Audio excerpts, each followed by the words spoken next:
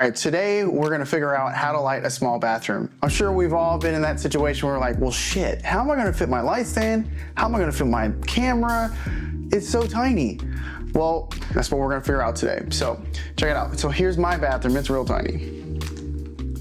You walk in, there's the entrance, and boom. That's literally it. Ain't much to it. The good thing is that we have white walls, so we can use the white ceiling as a balance. So let's start there. Cool. All right, so first things first, we gotta figure out where we're gonna stick the camera. The problem is that most bathrooms, they have mirrors, and unfortunately, we can't stick the camera in front of the mirror. So what most people do is they stick the camera at an angle so that way you can still get your subject in frame. So we're gonna go ahead and set that up and go from there. Probably stick it like right in front of the toilet and have it angled into the mirror. All right, so right here, and I'm shooting on a 50, so I know that I'm shooting pretty tight, so I know that I've got room to set up lights like around the mirror area to where it's not gonna be in frame. If you guys wanna see the shot,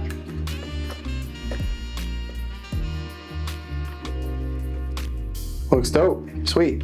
I'm gonna bring in my main bounce light. I'm gonna bounce off the ceiling. I'm gonna bounce off the ceiling.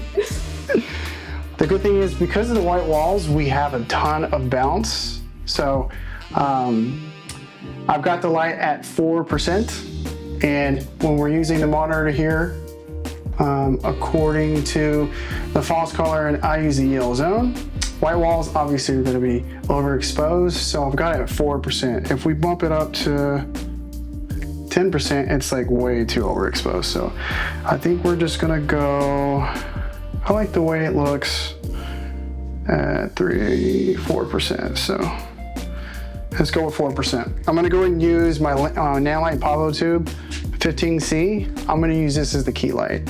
And as you can see, I've got enough space like right here above the mirror to hide it.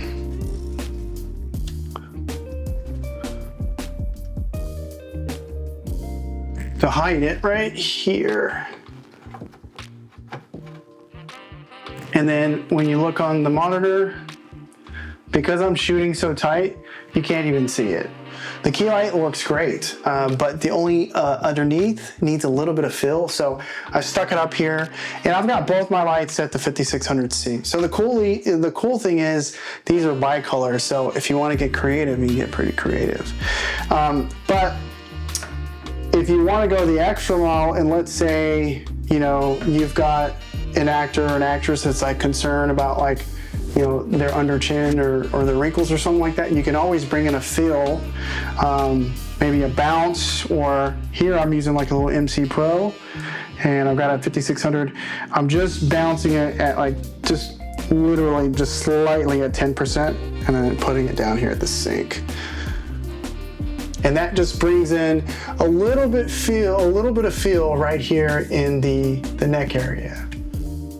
Take it away. So let's have a look and see what it's like without. That's without it. And then here it is with it. Big difference. So, cool.